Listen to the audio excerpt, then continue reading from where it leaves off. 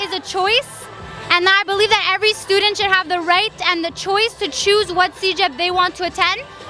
And doesn't matter the language it's in, it's their right to decide what they want. So I really hope that this protest gives that message out, that students aren't going to go down without a fight for their rights. I don't want to give up because for me French is very important, and I see the value in the French language and why the Quebec is trying to implement these laws, but I just believe that this way of doing it isn't the right one. So this isn't really a way for me to give up on Quebec and to give up on this province and leaving, but I do think it's a way of thinking of what the future could hold and ways of trying to fix it that can try and please everyone. I think there should be more resources for Anglophone speaking students to have the chance to learn French in a better environment, so that when they get to our age in CEGEP, they already have a good base of French, better than they do have now, to be able to continue and flourish in this province. We have to stop dividing Quebecers. We have to unite Quebecers. You will find here people from all strides, people that are younger, people that are older, people that are francophones, anglophones, and at the end of the day, the last thing we need is to divide us. We need to really be for all Quebecers. And again, I will be the premier of all Quebecers, not the ones that I choose to serve. These measures are totally unnecessary, and they infringe on our rights. And it only is going to create tension between the English and the French, which is a very bad thing. You know, there's no need for this, and it's only going to hurt businesses and the whole vibe of Quebec. It's not necessary. He's not thinking about English people here. He's not considering us at all. The French makes this place unique, and we all love it.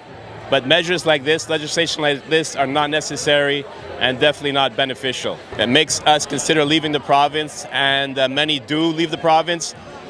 But in a sense, that just weakens the fight for our rights. So I choose to stay and speak up. Vive le Québec libre, non à la loi 96. There's deep and serious concern that there is a lot of division that's been generated in Quebec by the stance that the government has taken, and that his job is to bring Quebecers together and create a positive atmosphere to develop a French Quebec together. I don't consider leaving. I've spent my whole life trying to build a future here, but it is very discouraging for a lot of people. And I think a lot of families have seen their children leave, and that has an effect on families in terms of how they see their future. Quebec's policy of Bill 96 is another piece of colonial and imperialistic legislation, and we cannot accept Bill 96 to be applied to our people. Shouldn't be applied to your people.